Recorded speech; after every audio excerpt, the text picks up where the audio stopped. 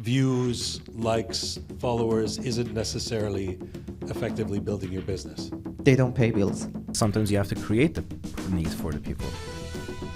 Create the need? Yeah, create the need. As long as you're just only relying on social media, you're spending money on rental property. Were you always an inventor? Yes. So- I was inventor at the beginning. As a kid? As a kid, yes. They sell, trust me. Those things, which I also call it, sorry, but I also call it stupid things, they sell. You have to, as an inventor, you have to learn how to translate your mind, your technical mindset into business. That was basically my challenge.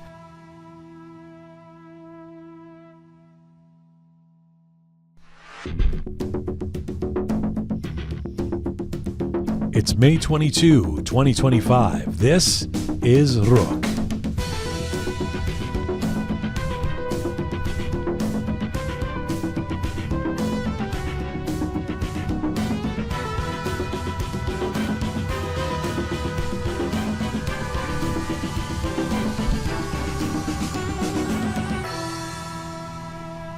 Well, hi there. Welcome to episode 373 of Roqe. I'm Jian Ghomeshi. Hello to you from Toronto. Salam Dustan Aziz. Durud Bar Shoma. Hope you are doing well wherever you're tuning in from around the world. Hello, how are you? Coming up on this edition of Roqe, an episode we're calling the Innovation Formula. The Innovation Formula. So first, a conversation with Iranian-Canadian inventor and entrepreneur Babak Khodaparast. He's a rising star in clean tech and business development who believes the future belongs not to those with a single skill, but to those who can adapt, create, and reinvent. He's the president of Canada's National Inventors team and a firm believer in what he calls the Invention Economy. So we've got him coming up then. Later in the show, an on-stage conversation recorded live at the Ideas at the Roqe Hub event last week as part of that series with digital marketing strategist Hamed Azimi. He's a legal mind turned tech visionary who says most professionals are spending too much and thinking too little when it comes to building their brand. He is a digital marketing guru. You don't want to miss this part of this interview that we're going to give you on this show. So, two sharp minds, one shared mission, turning bold ideas into real world impact. That's all ahead on this edition of Roqe. I think there is an argument to be made. You know, not so long ago, people who did a lot of things that didn't have one particular skill which they were extremely proficient at would be called a Renaissance person, or put more pejoratively perhaps, a jack of all trades. And this was said kind of somewhat dismissively. Well, he's a jack of all trades, but master of none would be the end of that sort of sentence. But it occurs to me that this jack of all trades is the beneficiary of where the world is headed in 2025. We really don't know what skill set we're going to need in the coming years. With changing technology, with AI, with the replacement of so many jobs, and with new jobs that we can't even anticipate as of now yet to know what the skill set required will be. We need to be these diverse, interested people who perhaps are jack of all trades or are inventors. So the two guys on this show today are ahead of the curve in terms of creating out of themselves dexterous humans who are ready to diversify and go in whatever direction they need to go to make sense in the coming economy. If that makes any sense to you, great. If it doesn't, wait for Bobak and Hamed to help explain what I just said, because it makes sense to me that going into just one profession may not make any sense anymore, but to be a well-rounded, diverse person who can change on a dime and be an inventive, innovative type of person is where the future lies. So Hamed Azimi was here in the Roqe Hub last week. Before that, we had Sabah Zamani, which was our episode last week on Roqe. If you haven't caught it yet, check it out, because not only is it a very moving conversation we had on stage about her quite harrowing experience in Iran as a female singer who was jailed and then becomes this songsmith inside the prison to other women who are there with her. But also Sabah performed here in the Roqe Hub 4 songs with Shuru Shirad accompanying her, and it's quite fantastic. So if you haven't seen that, it's on our last week edition of Roqe. You can check out any back episode of Roqe, all of our videos, all of our audio content, our Contemporary History of Iran series, our funnies. It's all there at our website, the hub of all things Roqe related, roqemedia.com. So if you want to check out anything to do with Roqe, including the guests who've been on the show, the cast of characters who are behind this production, all of that is at roqemedia.com, the hub of all things Roqe. Do check that out. And by the way, depending on what platform you're listening to this or watching this on right now, if you haven't already subscribed, please do. It's free, so we enjoy having you as a subscriber, and just click that button. All right, let's get to our feature guests today. Here we go. This episode of Roqe is brought to you in part with the support of The Green Room Psychological Services. Dr. Babak Khodaparast, a licensed clinical psychologist, is the founder of The Green Room Psychological Services. This is a respected mental health practice based in San Diego, California. As a California certified qualified medical evaluator, Dr. Khodaparast provides clear, legally defensible psychological evaluations to document emotional and cognitive effects following accidents or workplace injuries. Beyond evaluations, the Green Room Psychological Services offers a robust menu of clinical services, including neuropsychological testing, eye movement desensitization and reprocessing, individual therapy, and more. You can find out more at their Instagram handle, Green Room Psych. Look up Green Room Psych on Instagram. Thank you to the Green Room. All right, with a rapidly changing world where everything is happening at once, from new technology to globalization to, most significantly, the coming of artificial general intelligence, how are humans to prepare for a skill set of what may be in demand in a few years when we don't even know what the planet will look like? Well, you could make the case that rather than the previous model of occupational skills being about strength and knowledge in one niche field like medicine or engineering or plumbing, the future will be much more entrepreneurial. Let's call it the invention economy, where a creative mindset is your best resume and being ready to transform yourself entirely will be most valued. I'm joined in the Roqe studio today by the president of the National Inventors Team of Canada.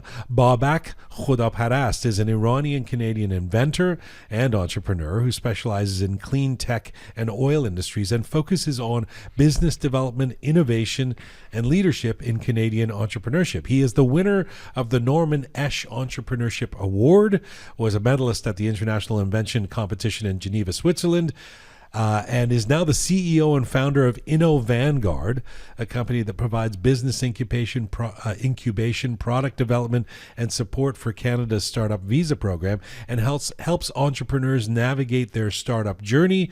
And he's still in his early 30s. Right now, Babak Khodaparast joins me in the Roqe studio. Hello, sir. Hi, Jian, and thanks for having me here. Nice to have you here. Well. How do we define an inventor? A person who has creativity and courage and accepting risk to turn idea into reality. What's the courage part? The courage part is to close your eyes on other regular activities that other people have. You cannot have that, and you have to risk. You have to put your money and time on something that, with a high probability, you're not getting into somewhere. In most cases. So it's baked in that a lot of the times it's going to fail. Yes, exactly. Specifically when we are talking about a startup. And that's okay. Well, you're taking a risk, but the reward, on the other hand, is huge. What's the difference between being an entrepreneur and being an inventor?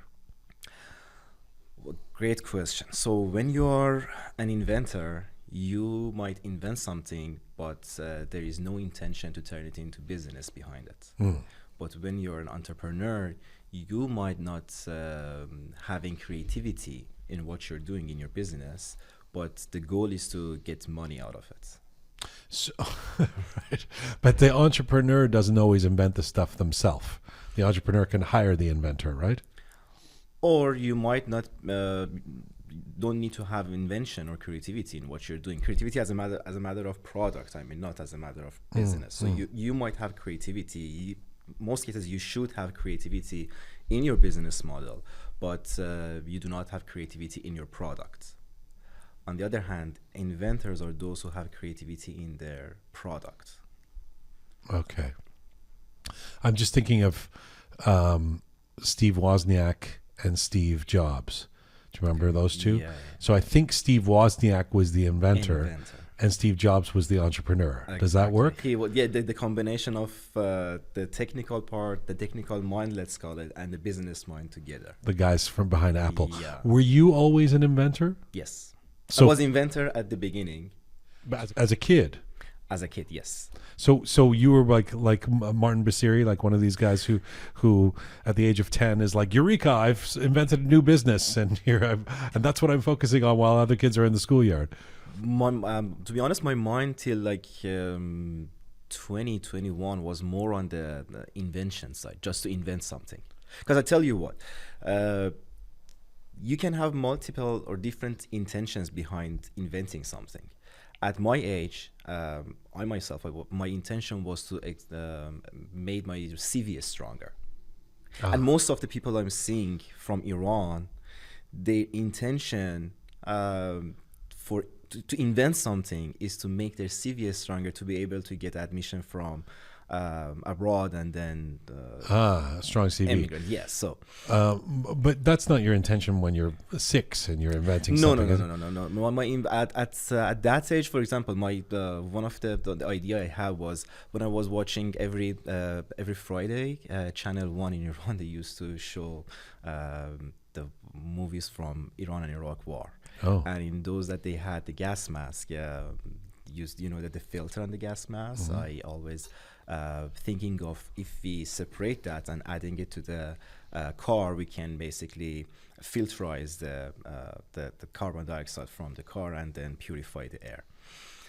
So at what age were you thinking about like that? 4 or 5. I love stories like this. And You're a 4-year-old who sees gas masks in the Iran-Iraq war, and you're thinking about how we can utilize that better for our cars. Yeah, exactly. So I was sharing it with my father. I mean, doesn't that make you no offense, but I mean, would that make you a weirdo or a nerd, or did the other kids think like, what's this kid talking about? I wasn't sharing it with other kids. I was sharing it with my father. Okay. And he's a mechanical engineer, so he was explaining to me that this is doable or it is not doable because of this, because of that. That's so great. So he was explaining me that boy is not. But my mindset set to find problems in different things and connect solutions to those problems. So I kind of learned to find problems when I even walking in the street, like finding problems and thinking of, okay, how can I offer a solution to solve this problem? So you I guess is another way of saying that you see opportunity everywhere. Exactly. Yeah, exactly. It feels like the mind has to always be working then. Your mind is always kind of. Yeah, and this is one of the ways that we can train people to become an inventor. I want to believe that anyone could be an inventor. I just don't. I don't know if I do. I mean, you're kind of talking about a creative mindset, right? Yeah. You're talking about people being creative in their thinking, and some people are very talented as thinkers, but not necessarily creatively so. So can you teach creative thinking? Yeah, kinda. Yeah. So for example, you're driving from your home to work every day, right? There are some potholes on the way, and it bothers you, right? So it damages your car. It's it's not something fun to have every day. You think about, how do I fix the pothole? Yeah. Well, nobody thinks. Very few people think about that. That's you. Because our mind are busy with other things. Because we don't care about that. Yes. But if you want or to, we don't. I mean, how far do you extend that? If you see you could see 20 things a second that Exactly. you would need to fix. Exactly. And that's So what I have you a do? list. I have a list on my phone. Like when I find something valuable to work on it, I add it to that list. So one day, when I'm done with projects by one, then it turns to So fixing work on those. potholes makes the list? Fixing potholes was an example, Yeah. but there are solutions. It's not a for bad that. example. We live in Toronto where Yeah. that's a chronic problem. The streets Exactly. have holes in them and it ruins cars and leads to accidents and all kinds of things. But Exactly. so work me through that. So you're driving, you see a pothole That's step one. and you think what? Yeah. So step one, we have a potholes. It bothers me every day. So step two, Google, is there any solution for that? Step three, why the city It doesn't is not, occur to you that this is somebody's job already, that you call the city or call and it's their job, but there should be a reason behind that they're not doing their job well, right? see. So that's another problem that we might have. That's actually another opportunity. So if there is any specific problem for the city, that's not. So when you're when you're, and be honest, I mean, be rook, when you're thinking about that, are you thinking of that from a civic or moral duty, kind of like, how can I help our world by clearing up the pothole? Or are you thinking, this is an opportunity for me to make money, because if I can figure out how to fix these potholes, I could get rich because everybody's bothered by them? Be rogue. Yeah. Okay, so be rogue. In the business world, there is technically not such a thing. That could be one of There's the technically no, what do you think? What do you mean? like helping environment, let's say. I see. It's If all you about want to- money. it's all about money. Uh-huh. And you know, when I found it, when I was presenting my invention, my startup, the device to clean up oil spills, to different industries, I was focusing and emphasizing on the environmental aspect. Nobody gave a shit. No. No. Right. They might do it. They might do it in front of the media. Right. But when you go deep and see why they're rejecting it, because they care about the money. You can kill different birds with one shot. Right. Offering your solution and saying, hey, this is very helpful for the environment.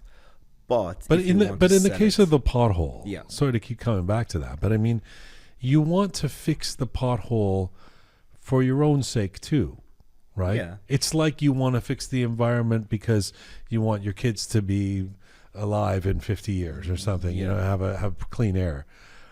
So it's not only about making money.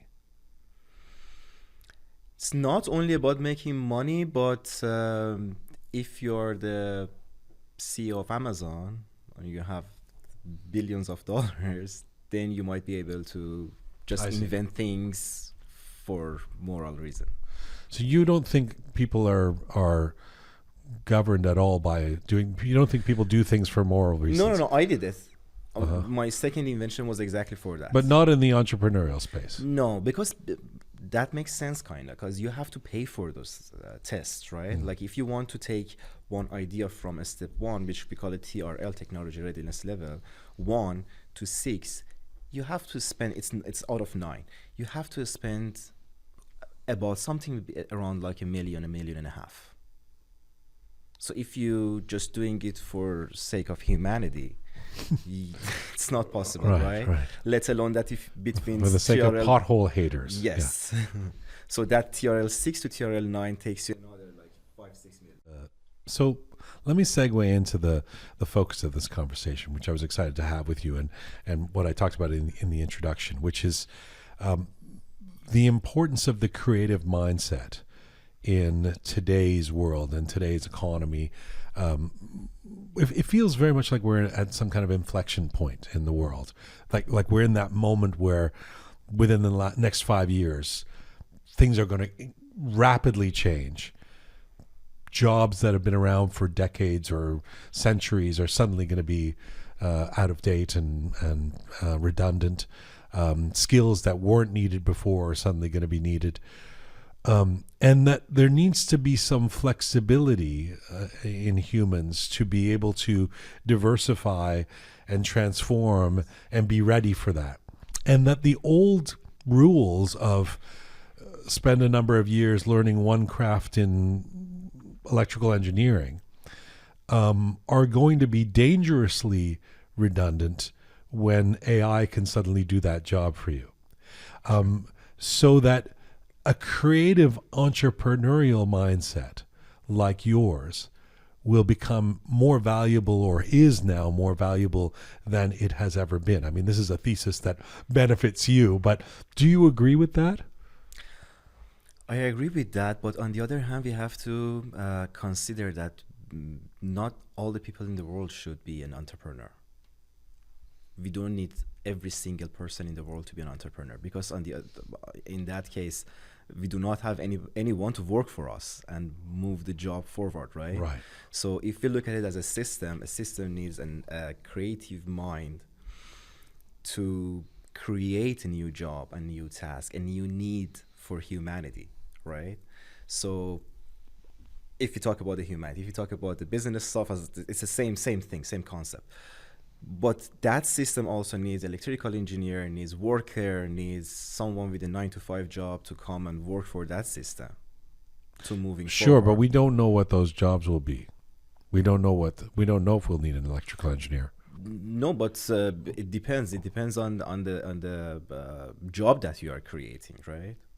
So not necessarily an electrical engineer with the same task that he has, because AI is not taking everything, right? If you're creative, you might invent something or open a new door that you need that electrical engineer, but with other expertise that he has. Okay, the entrepreneurial part, yes, not everyone can be the entrepreneur, but the creative mindset part, where part of being an inventor is reinventing yourself to a certain extent, right? Yes. Is that true? I mean, you're constantly kind of thinking, now I'm going to be the head of this turbine that I've discovered, or now I'm going to figure out how to deal with the pothole or a virus or whatever. Exactly. And so that involves a kind of fluidity to our thinking of who we are and what we need to be that hasn't always existed in previous generations, and hasn't always existed particularly with Iranians, I think. Like when I think about, we often tell the joke about all Iranians, feel the of a certain class at least feel the pressure of being either a doctor or engineer. Right. It's pretty rigid. Like, it's not like be an engineer with a creative mindset. It's like, no, go to concours and then go study and then learn these things and become a particular type of engineer in a particular field.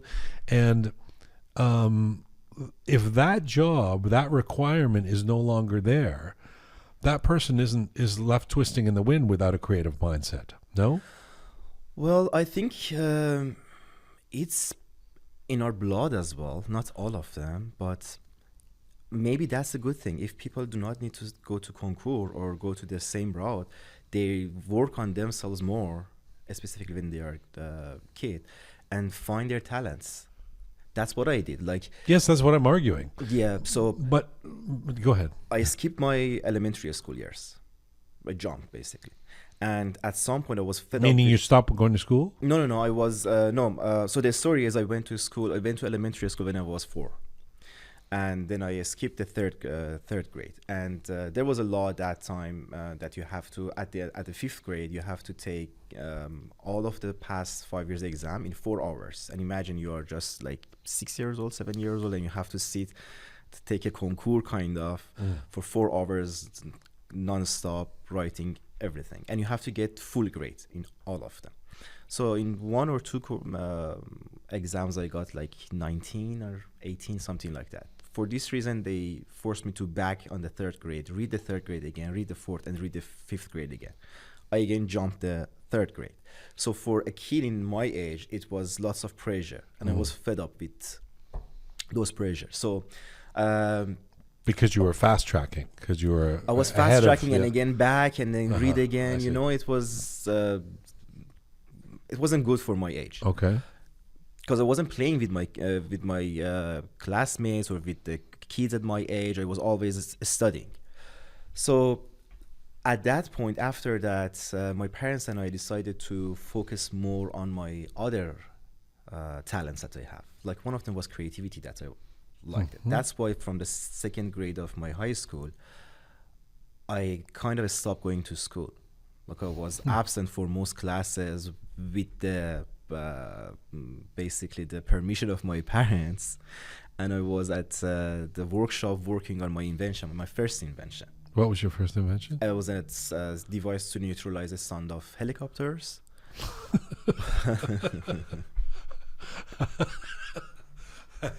So the story of To neutralize the sound of this is like the pothole. Like you were one day you heard a helicopter and you were like, that's loud. Somebody needs to neutralize that sound. Is that how it worked? No, so I was a fan of aerospace engineering because my goal at that time was to continue my study or work at JPL. It's a proportional lab in NASA. Okay. But because of that, I took a course on my second year of high school, or first and second year, in an factory of airplane factory in Iran, in Isfahan. That's they're building UAVs. It's kind of a military factory, but the one section was only for kids to learn how to build drones and UAV. Okay. You know, those UAVs are stealth. They are. What's a UAV? The ultra light drone, like a airplanes. Drone. Okay. Yeah. Like those that they're using it right now for spy missions. Okay. So the radar cannot detect them. The only thing that could make them visible for ground controllers was the noise that they're making. So I was like, if I can build something to neutralize the noise, they're fully stealth. How old were you? 15. Okay. 15. Okay. Yeah. But so you had very progressive parents, or Brochamfect. I mean, Yes. parents who were Yeah. supportive of you being that creative kid, because it's a lot of trust to give in a kid to Yes. say, we're okay with you not going to school Exactly. because you're potentially building things to neutralize the sound of helicopters. And I remember when I was a kid, my father always used to tell me that I'm sure when you grow up, you'll be the pilot of a spaceship. There's still time. Yeah. You can still have that aspiration. Exactly, yeah. Spaceships are being made. You have to figure out who That's you true. align with, Elon or Bezos or Yeah. So I guess what I'm trying to drive at, and I don't know to convince you of, because this is your life, but that I feel like you, based on that background and being the head of the Canadian Inventors or whatever, but I feel like you're more prepared for this century than most people. Because I don't remember a time in my lifetime that things were so uncertain in terms of what the skill set is going to need to be, how people are going to get jobs in the last. I mean, I don't understand how people are not more freaked out about it, to be honest. Yeah. Because everything is going to change. Everything already is changing, and so you have to be able to be able to dance on your feet and kind of be able to adjust to that. And I feel like your creative mindsets or entrepreneur types are more prepared for that. Taking risks. I guess that's part of it. I think if I want to give it a share, it has like 40%. What is 40%? 40% of your mentality and your personality should be able to take a risk. Where did you come up with that 40%? Maybe because of my father, because he was working in oil and gas sector for a period of time, but when I was a kid, he got retired, and then he started his own businesses. And how did they do? Yeah. Were they successful, his businesses? Some of them yes, some of them not, and I saw the failure as well. But after that, I saw that he was very cool with that. He was coming home saying, "Yeah, that business is failing. I'm opening a new one." See, I would, if I use my dad as an example, he's a very good example of what I'm talking about, of the old sort of model where my dad was a really great civil engineer, really great, came to Canada, had a great job. And then when he didn't have that job anymore, in his late 50s, not by his own choice, there was a change in government, Ontario Hydro. He was working on nuclear power plants, actually, and they laid off a bunch of people, my dad included. He was very good at what he had learned and what he had done and what he'd been doing for decades. And he didn't have the ability to suddenly transform himself and, be a business person or be a rock star or be something else, you know? And that's kind of what I'm talking about. Say with you, it's not just the ability to take risks or the courage to do so, but it's also the ability to be able to bounce back from being derailed. If you get laid off, everything you've trained yourself for since you were a kid is to reinvent, not just the things you're inventing, but reinventing yourself. Yes. And that's very handy at a time when there's a great deal of job insecurity. Talk to me about that. Yeah, sure. So I'm not working in a 9-to-5 job, right? So I have to be prepared for any economic change, any sudden changes in my industry. That I have to pivot what I'm doing or switch to another job. It happened to me. At a period of time, I was, for example, for like 3 years, my job was running summer camps here, right? The market suddenly changed. Less than 5 months, 6 months, I have to switch my job to something else, find something else or create something else for myself to switch over there. Right now, exactly at this time that I'm talking about, for different reasons, the market I'm working on it is low, it's down. So quickly I'm changing to something else. So I trained myself and I learned how to create a job for myself. Find opportunities in the world. Right? The potholes. Exactly. Potholes. Finding that which country has what weaknesses there. Working on it. Offering a solution. So if somebody says, Bobak, that sounds great. I'm trained to be, I'm an ambitious person. I've worked hard throughout my life. It's not like I'm a lazy person or I don't. I'm trained to be a surgeon who goes in and puts a stent in somebody's heart. I'm trained to be a plumber and I fix toilets. Right. How do you teach them to suddenly have a creative mindset where they can transform themselves into running a summer camp business? Well, a plumber, definitely, he's not only a plumber, right? A plumber is a person who has other skill sets. Like he's managing his financials. He's probably has some assistants, so he knows how to lead people, even one or two. So he should use those skills, shift those skills from that job to other job. Finding, okay, the plumbing or the construction industry is down right now. What else I can do? I can fix for example, the existing plumbing issues in houses. If that market is down right now, I have some networks. I know my family friend who's into a new business. The market of, let's say, filling potholes is hot right now. But you have that entrepreneurial mindset. Even right now, you can rhyme it off the top of your head. You can think of ideas you can come up with for that plumber, and you're not even a plumber. You've got 4 jobs already for the guy the hypothetical person we're talking about. Some people don't have that mindset. Because that's what I'm asking. How do you teach them that? How do you get them into finding opportunities? See where the flow of the money goes.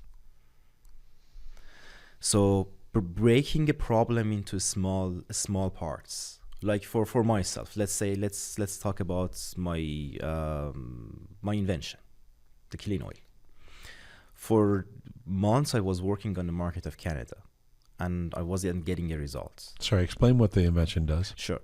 So my invention is an autonomous vessel. It's an autonomous boat working with satellites, and we invented different nanofilters on it to separate the oil from the water right away. When there's an oil spill, you just drop this down. It's working with solar panel, with the satellite, and we added AI on it. So it detects what's the mission and going through the oil and water, separate the oil from the water right away and store the separated oil in the tank. Okay. You also know how to neutralize the sound of the oil and water. Exactly. And send it to summer school, summer classes. I mean, this is great. Every invention is like very diverse from the last one. Okay, so yes, you were talking about working on this. So this is a problem in my field. I couldn't find a market for it in Canada for the same reason that nobody cares about environments. For months, that was the issue. We invested thousands of dollars on this problem, and we cannot get money out of it. I changed my mindset, look at it from out of the box. For, I can say, like for a month or two, I was just looking at it from different angles, because I know something is wrong here. That's what I'm trying and not getting a result. I figured out it's a time to step back and look at it from the out angle, from the out of the box. And I figured out that the flow of the money in the world, in this economy, in this industry, is not going through just oil spills or environment. I need a pivot. Okay. I quickly pivoted. Less than a day, I can tell. Less than a day, I decided to pivot and add all of the other applications to my boats. Right now, this is not just to separate oil from the water. It's a portable battery. You know how unrelated is that? I figured out that in next 5 years, Netherlands and Scandinavian countries, they are setting a rule that no more boats should work with diesel. So they are shifting to battery. So in soon future, they have to use electric engines. And electric engines, after 3 hours, 4 hours, they're running out of battery. So there is a boat in the middle of the ocean, in the middle of the sea. It's a completely separate invention. Yeah. But it's an aggregated application. them? Yeah. So I added that feature to my boat. I said, okay, you know what? My boat has a compartment in middle that's separating oil from water. Now I'm removing that box, make it modular. In next 2 years, you have a new problem in the world that nobody thinks about it. But I put these seeds of this problem into their minds that, hey, look, in 5 years, most of the boats gonna be electric engines. In part of what you're doing is anticipating the future, right? To be an inventor, you kind of have to know sometimes you're seeing the need that exists. Yes. Sometimes you're anticipating the need that will exist. Sometimes you have to create the need for the people. Create the need? Yeah, create the need. Like what? You mean create the solution to the need? No, you have to wait. You have to shake people up and then say, "Hey, this is a need that you're gonna have." Like maybe the same as the same problem I'm talking about, the battery. Right. So in 5 years, nobody think about it right now, right? All boats gonna be electric engine. After 5 hours, they run out of the battery. What next? You want to send a helicopter to survive them? No, I have these boats.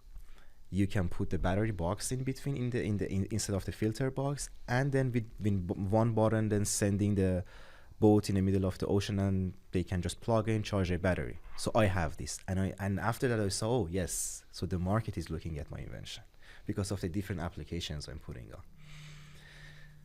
It's totally unrelated to separating oil from water or military applications. So same concept applying to a plumber. He has networks. Like most of the inventions I have was because of my networks in different industry. I'm asking you, hey Gian, what's your problem in your studio? You're saying these things is broken, that thing is broken. So I'm thinking of something to give you a solution to fix that. Same concept for a plumber. He has some technical, like hands-on skills. So when you, and I know this is part of what you teach, so I feel confident asking you about this, but part of it is identifying the need and coming up with the invention. Part of it is how, and this is the crucial step of taking that idea and implementing it in a way that you can execute it and you can monetize it. Right? Yes. So what is a crucial element of doing that, of taking an idea, of taking an invention and actualizing it in a way that you can make money? Different steps. It's not just one. So if you go step by step, first you have to come up with a solution and then see if your solution is feasible or not, because not all solutions are feasible. And it should be feasible money-wise and technical-wise. Like you should have the technical availabilities for that to be able to make it. And because this question is making me to the startup era, right? So before starting your startup, you should see if there is a market for it. Otherwise, you're spending thousands of dollars, and after that, nothing. Like my 3 other inventions. When you see all of these are available, then that's the easiest part. Implementing that is the easiest part, because you can just hire an electrical engineer to do it for you, or giving a share to do it for you. That's the easiest part. The hardest part is the business part. To me, is, in my idea, is the business part and coming up with a feasible solution, not just any solution. Do you, you've worked in different parts of the world. I know you travel a lot, and you grew up in Iran until you're 20. Now you've been in Canada for a long time. Do you see different mindsets in different parts of the world? I mean, we're a show that focuses on Iranians around the world, the diaspora, and then inside Iran. Do you see Iranians, in your experience, having a different mindset when it comes to creativity, when it comes to being entrepreneurs, than, say, Canadians or people in Dubai where you spend time, etc.? To be honest, Iranians are more creative than any other nations I saw. I tell you why.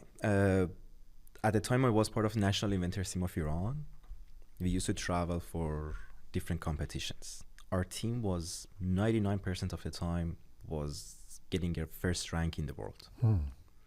And when you compare the inventions that they had with other nationalities, other countries, you would see the difference. The issue was we do not have, or not saying do not have, our business mindset is lower than the other countries. The combination of an Iranian inventor with maybe a European guy would be a very good startup, I believe. So in your experience, the Iranians are more creative in terms of inventing something, but not as good at the execution when it comes to the business model. We are getting to it. You see these. It's funny, like Iranians think that they're good at business, though. Right. We are copying some businesses and we are good at it, but to create something from scratch, we are getting into it. You see that in the past couple of years, we have so many startups are growing, and fortunately or unfortunately, when you look at those startups, you see that they are the copied version of Western startup in Iran that they're growing right now. But we have also very unique ideas too. So I'm taking it as a good step to start, because this is a transition. You have to, as an inventor, you have to learn how to transit your mind, your technical mindset into business. That was basically my challenge. I was dealing it for 6 months, but at one point I had to make this shift, and that one was financial issue. So when you have financial pressure, you're coming up to yourself and you're saying, okay, I cannot take my invention to the next step unless if I make money to put on my invention, to invest on it. And to do so, I have to change my mindset. I have to less focus on the product and focus more on the business side. Or partner up with someone who has a good business mind, bring him on board.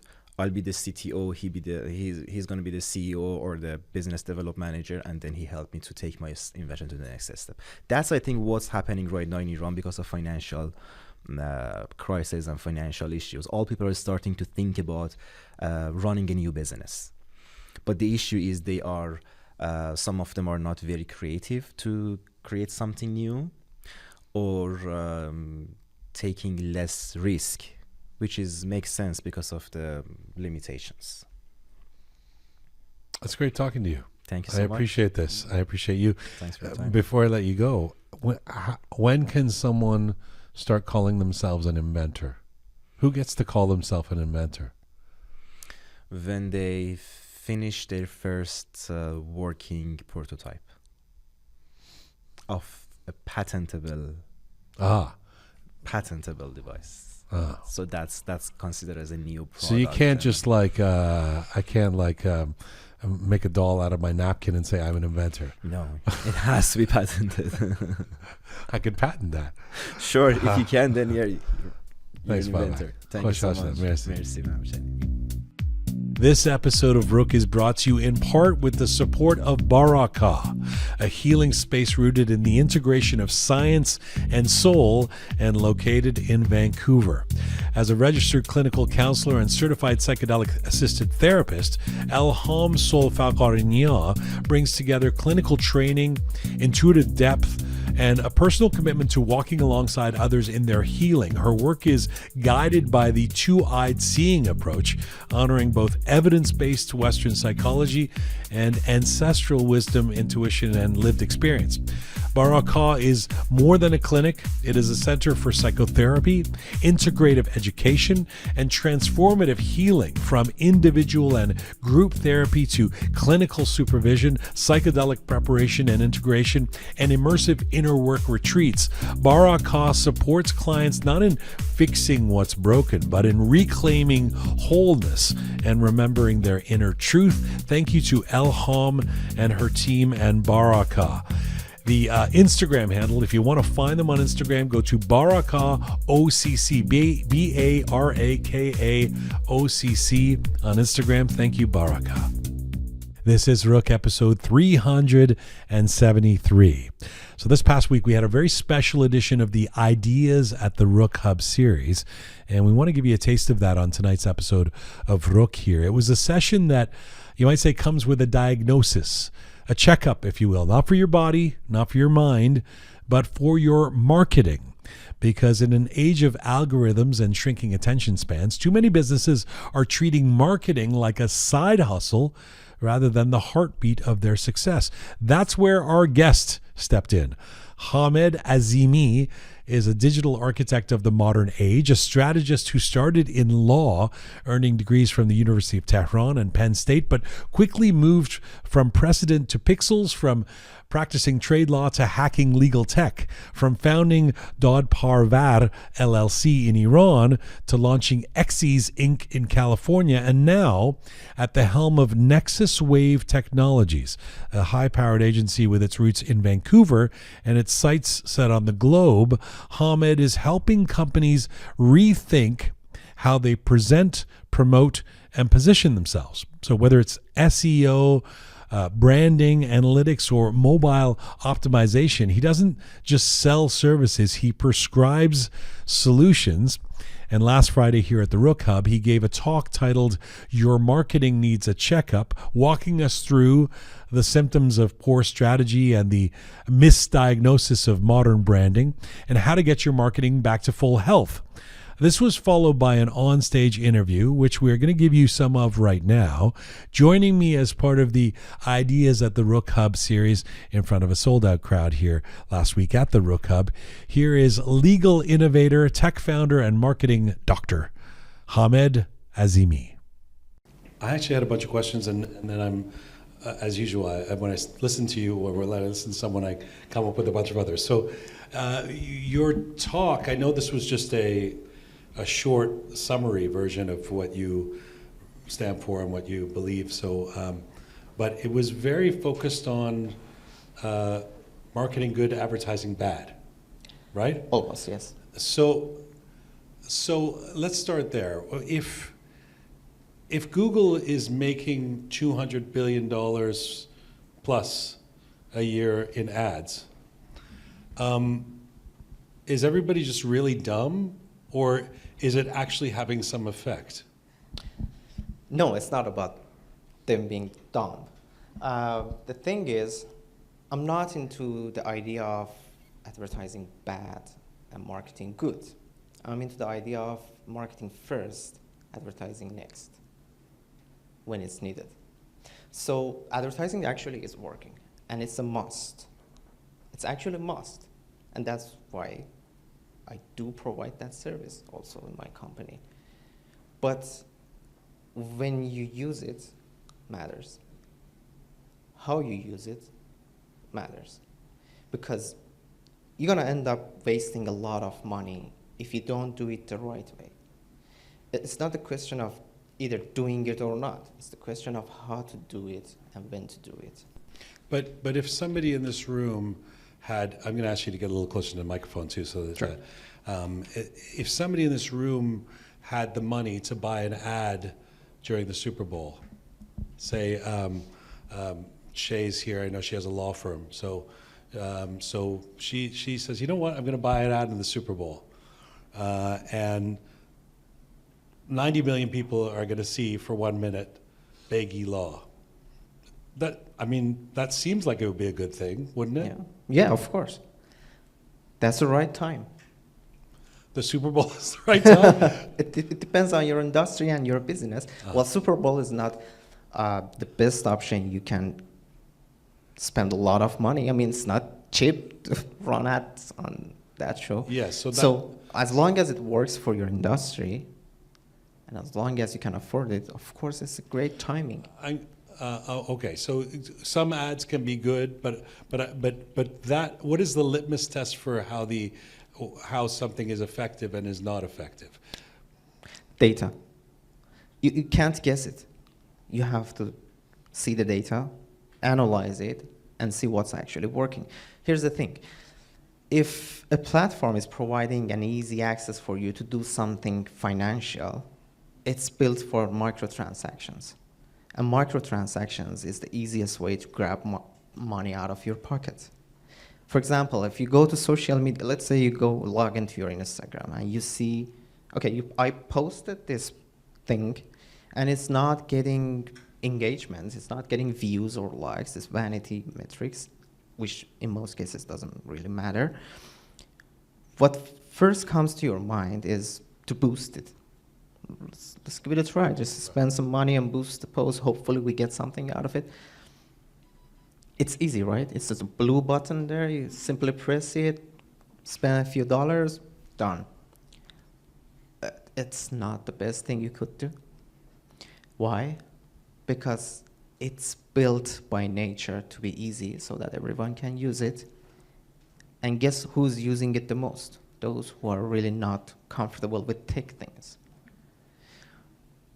If that boost button is this advertising system that Meta is providing, then Meta is building a super complex and big platform called Meta Advertising, where you log in and you have a lot of data, you have a lot of features and tools and things that you can filter and target the right audience, the right time, and wherever you like, and you can A/B testing, and do basically everything and get a lot of data out of it, and study that data and retarget those people and get your business up and running.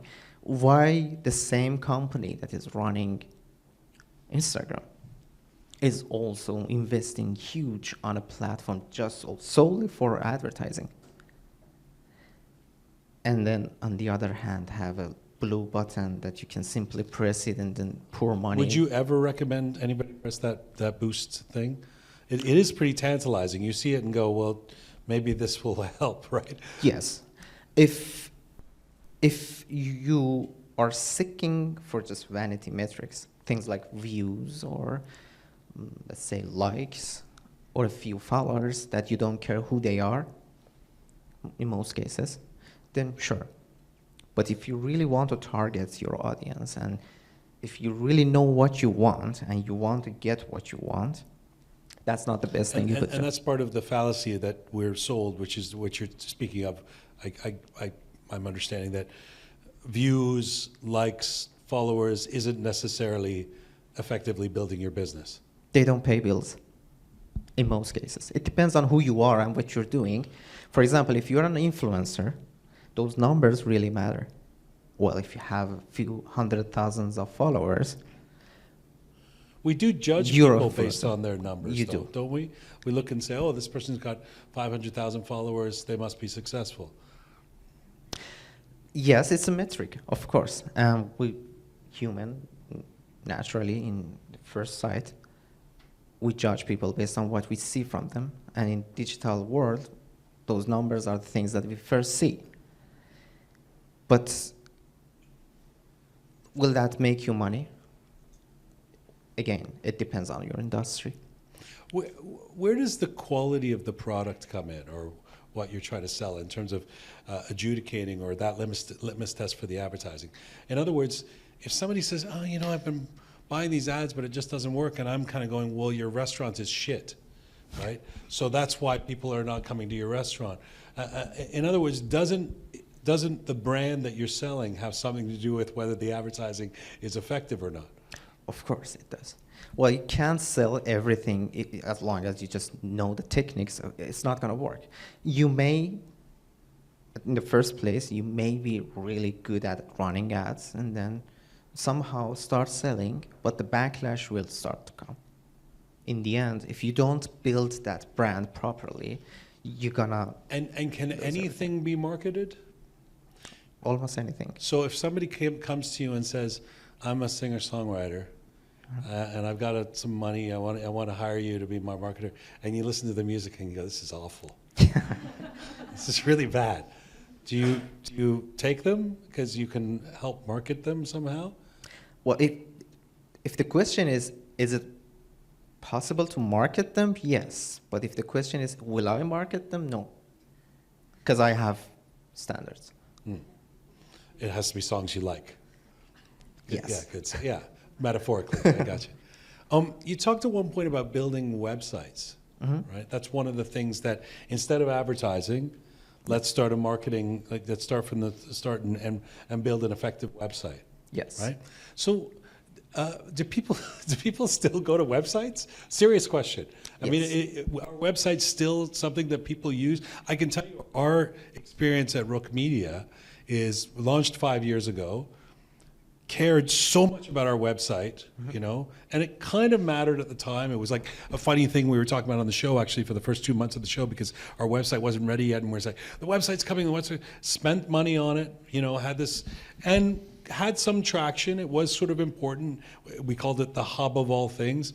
Nobody goes to our website these days. Very few. Why? Oh, Roqe Media, let me see what they're up to on Instagram. Or let me go to their YouTube channel, or follow some of me or some of the people. So it seems like it's like the third or fourth or fifth choice. So I'm wondering, in my experience, websites don't really mean much anymore, unless you're looking for specific information that you can only find at that website. Sure. In the real world, it's not the case. What happened to you is that you really optimize one of your channels, which means social media. And you're getting a lot out of it, which is good. I'm glad for that. But the thing is that the data shows, the studies shows, that 5 to 10% of the total sales, you call it sales, it's coming from social media for businesses, for all businesses. And something around 65 to plus 70%, depending on the industry, it's coming from search engines still. Still it's coming from search engines, and usually it's rerouted to your website. But you use the word hub, which is really straight to the point. That's the best thing you could use for that. I call it headquarter. So why I call website the headquarter of your online presence? What I said at the beginning, to own your data.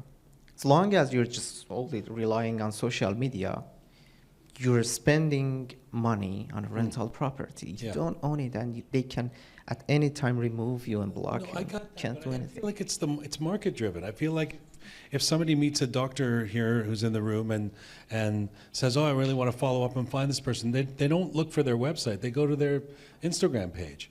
I just feel like that's where we're people are leading us to. Yes, but the thing is, you're looking at the time where people are looking for you. But marketing is to put yourself in front of the people who are not necessarily looking at you. I see. All right.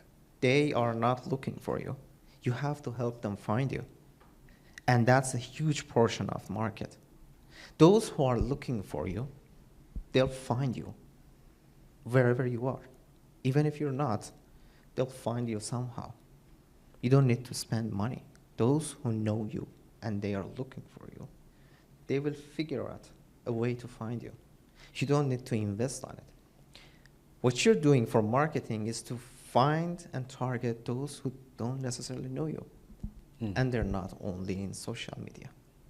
Data shows something else. How much, when I was introducing you, and I threw it out there that we all have to be our own brand now. Something that wasn't necessarily true 50 years ago. We're sort of walking brands for whatever it is what we do.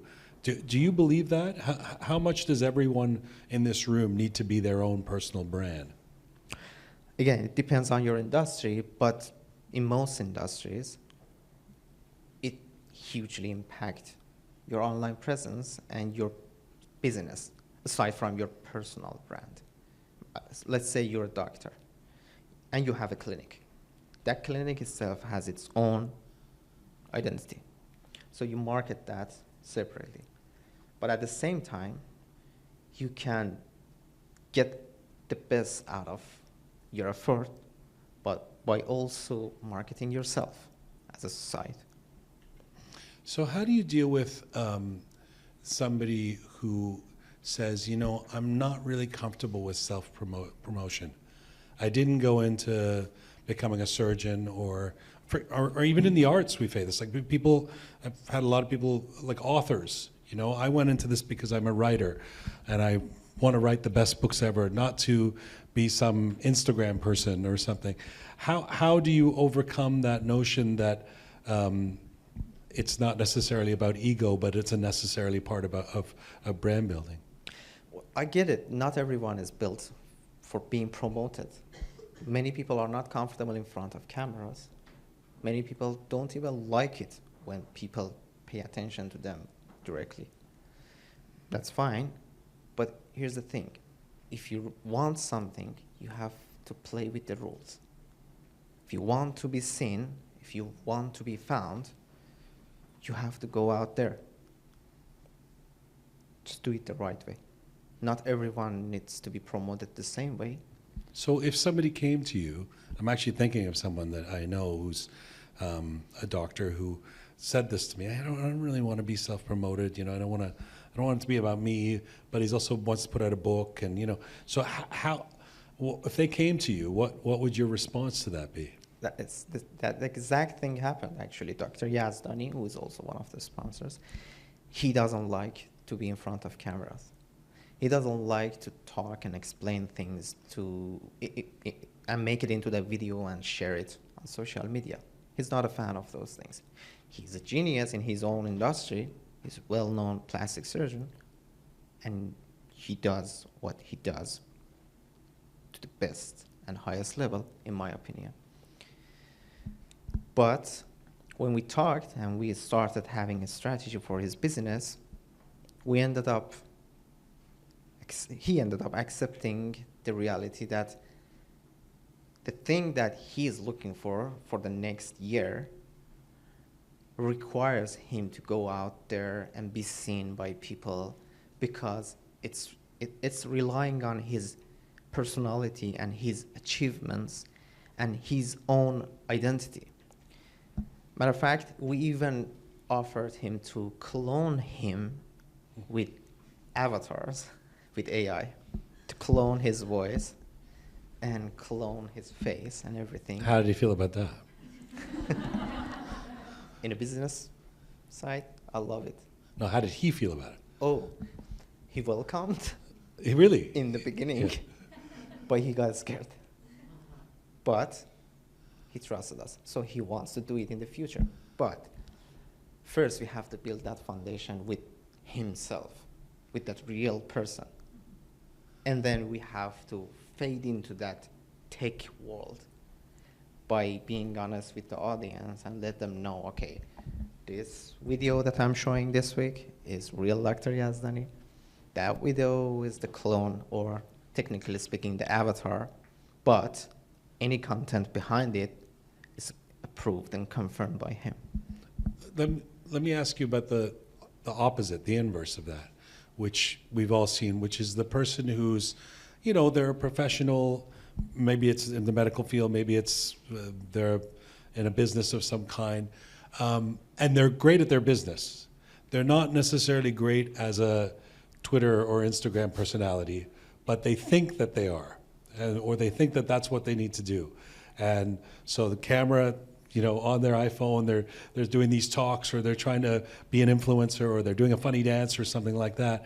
Do you have situations where you go, can you, It's just stop it. maybe you shouldn't do that? Yeah. And they're like, but that's why I'm a personality, What do you do in a situation like that? Well, I usually don't go into that situation because It's another person you don't. Do you take any clients? I Because do. Hardly ever. Hardly ever. But the thing is, I'm totally in the same side as you are, in the same page, and I don't like those things. They sell, trust me. Those things, which I also call it, sorry, but I also call it stupid things, they sell. This episode of Roqe is brought to you in part with the support of New Sense Clinic in Dubai. Dr. Abulfaz Yazdani is a distinguished plastic and aesthetic surgeon with over 2 decades of experience in the field. He's the founder and lead specialist at New Sense Clinic in Dubai, where he offers a comprehensive range of surgical and non-surgical aesthetic treatments. Dr. Yazdani is also recognized as the creator of the Nano Facelift. This is a minimally invasive procedure designed to rejuvenate facial appearance with reduced downtime. Located in Dubai, New Sense Clinic is a state-of-the-art facility offering a wide array of aesthetic services. You can find them on Instagram at New Sense Clinics. Check them out. Thank you again to Dr. Yazdani. I'm totally in the same side as you are, in the same page, and I don't like those things. They sell, trust me. Those things, which I also call it, sorry, but I also call it stupid things, they sell. But always? Because Almost always. What's that? Almost always, Almost unfortunately. always? Because the thing where people do, like, they sit in their car and they talk to the camera? No Yes. offense to people who do that. Probably everybody in the room. It's an effective tool. I get it. Like, people, it seems really natural, and some people do it very well. In fact, there's a couple of people in this room I know who do that very well. But not everybody should do that. It's kind of like not everybody should try and sing an Adele song. It's like, know your place. You're not good at sitting in the car and talking to the camera. It undermines how good a surgeon you are, or whatever it is, right? Yeah. That's what I'm talking about. The problem is not the tools or the trends. The problem is the people, the way they use it and when they use it. The thing is, depending on what you're doing and what your goal is, the fact is the market is huge out there. There are a lot of people, and most of them, in most cases, are not the right target audience for your business necessarily. That's why I say anything, especially those chip level, low level things, they work, but I don't mean they work in any situation. They work because there is a huge crowd out there, which is probably not necessarily the right audience for you. They're out there and they pay attention to those stupid things. And if you keep creating useful content, they don't care.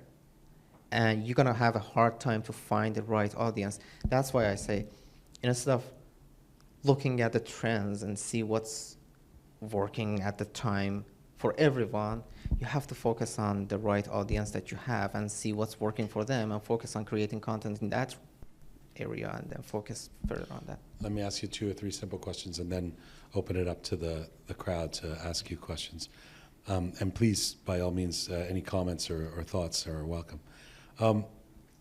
We call this your marketing needs a checkup. What's the greatest malpractice that you find amongst professionals trying to market themselves? I'm not sure if I have to call it malpractice, but it's the right thing done in the wrong time, if that considered a malpractice. One thing that I really see in my own clients is they focus on providing theoretic data, which they themselves perfectly understand it, but the market don't. Well, forget about the market. Even us that are working on those things to sort of sell it, find it hard to understand it. So one of the things I see is they keep thinking the target audience is just like themselves. So they keep pushing and promoting things that doesn't make sense for the crowd, What's an for example the of public. that? Can you think of an example of that? Yes.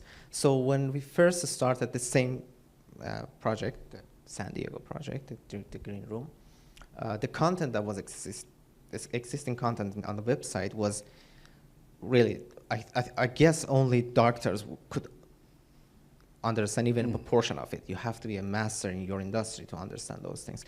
So we're looking at the data and the advertising and everything that they were launching before working with us. And we were seeing they were getting a lot of traffics, but the wrong traffic. Here's the thing.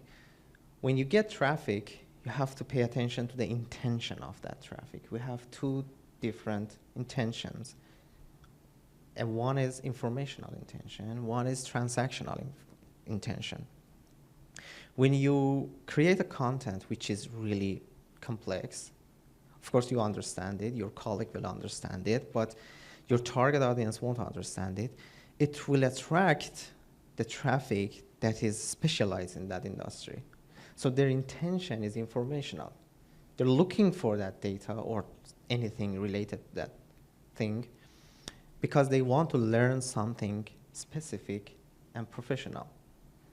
It's hard to understand because it's their profession, but it's for them. So you keep investing and advertising your content, promoting it, and you keep getting a lot of clicks and visits and traffics, but none of them will eventually become your clients. They're gonna become your competitor one day, but not your client. So that's one thing, and the most, I guess I can consider it the most important malpractice, if you call it, that I see in the industries. Is marketing, is there a cultural element to how you market things? In other words, there's a group of people here who are mostly Iranian or have Iranian background. Are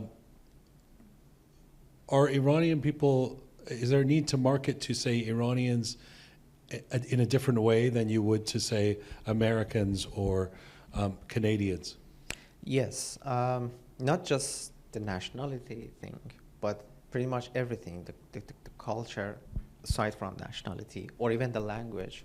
Even, let me make it even harder. When the language is the same, let's say English, but it's a different version of English, like US, Canada, or Australia, and anything else, they have differences depending on the level of marketing you're doing. It's critical to follow the rules. Let me give you an example. Well, in most cases, in many levels, you don't need that much sensitivity when you run ads or you do marketing. But in higher levels, like the really famous brands, you know, Nike or all other huge brands, if you pay attention to their even websites, they have a different version of their websites for those countries. For example, they have a different version, different English version of their website for people in the UK. And they have a different version of their English website again for the people who live in Canada. Why? Because let's say they want to sell a shoe or pant. People in UK may use a different word for that. And they usually do. And if you keep running ads in the UK in that level, hundreds of thousands of dollars per day, and you keep targeting, let's say, the word running shoe, while people of that country are typing anything, any other word than shoe, you're going to waste your budget and you keep pouring money and get nothing. And they studied this, and this happens, and they change. That's why they have a different version of even their websites, let alone their marketing and advertising strategies. But what about the approach in terms of when you're marketing towards Iranians? I mean, for some cultures, do you have to be more aggressive or more khajalati? Or, I mean, really? It does. Well, one of the things, well, let's go back to your previous question, which was about likes and numbers, the vanity metrics, and the importance of that into converting into clients. One thing that is really common between us Iranians is those numbers, actually. For example, if you go to social media, those Iranians care more about the numbers. they care a lot. I mean, it's the only thing I guess most of them care.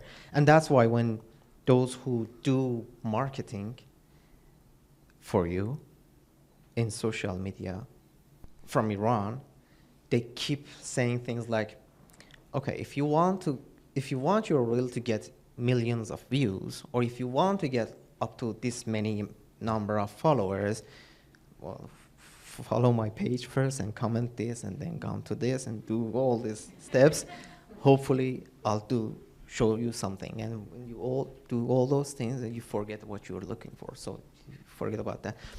But in Western countries, here or in the United States, what they focus is conversion, actually. So if you pay attention next time, if you pay attention to those who do the same thing, but they're not Iranian, they usually focus on things like, if you want to sell this amount of your service, then let's do this. For example, they say, if you want 20 clients in the next 2 months, do this. Or again, follow me and comment this and do this. So yeah, the culture plays a huge role. I love our stereotypes. the Iranian guy, I need 10 million followers, but you're only going to convert that into 6 people. I need 10 million. It's yeah. And they pay a lot. What's that? They pay a lot. And they pay a lot to get nothing. To get nothing. Do you think that I don't even know how you started doing this? You were a lawyer. I used to practice. You're a recovering you're a lawyer. You used to practice law. What was the eureka moment where you were like, actually, I'm a guy who can be a digital marketing guru?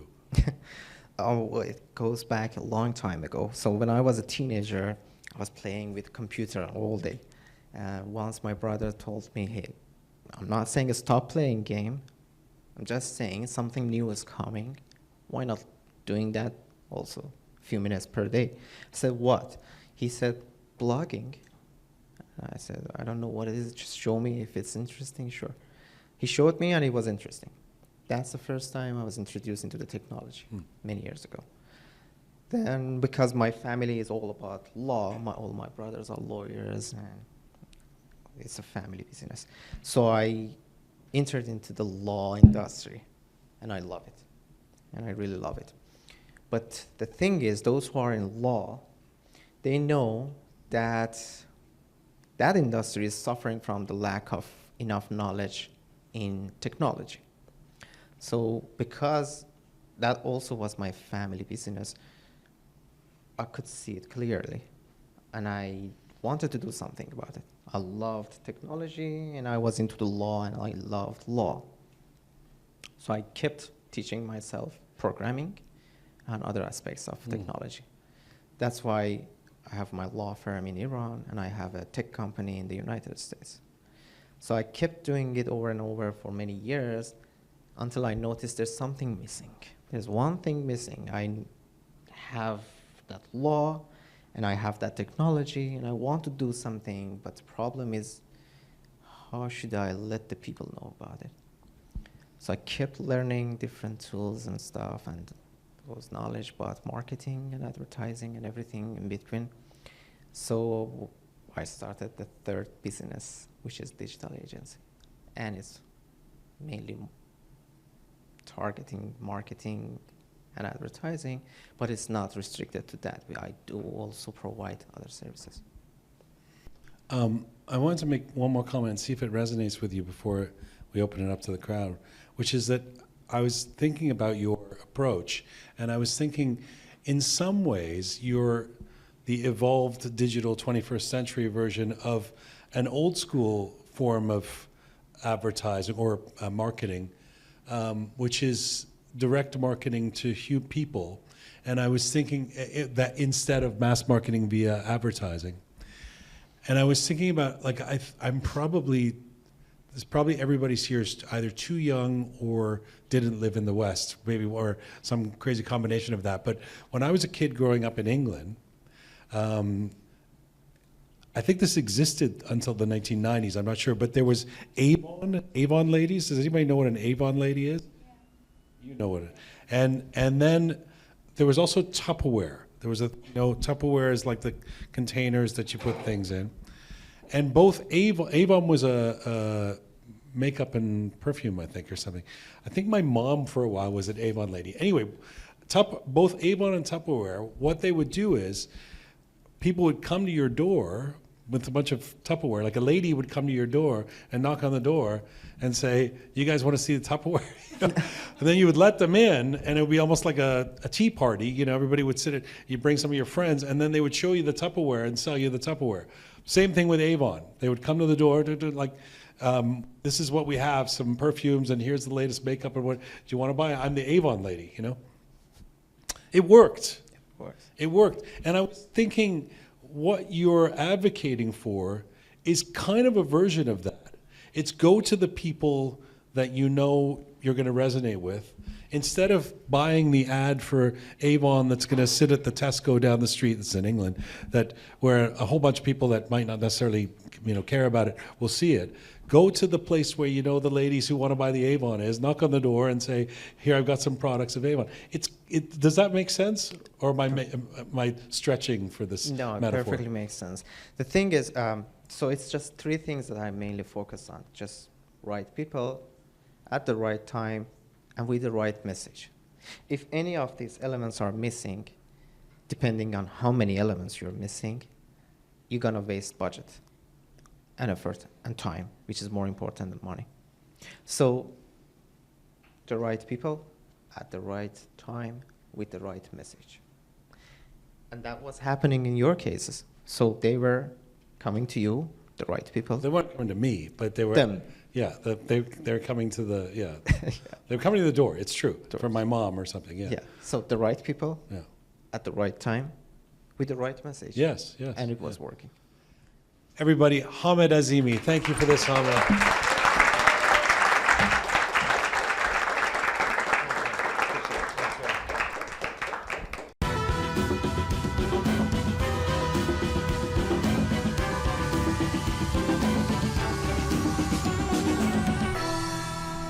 There you go. The innovation formula.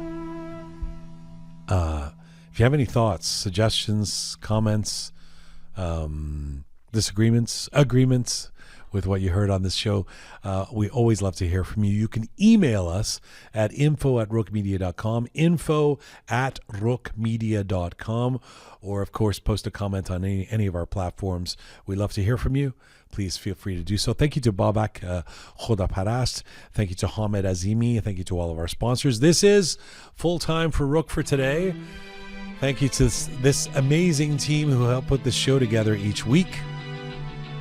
That will be Super Parisa, Super P, Savvy Roham, Tina the photo and video queen, and Charming Kimia, the CK.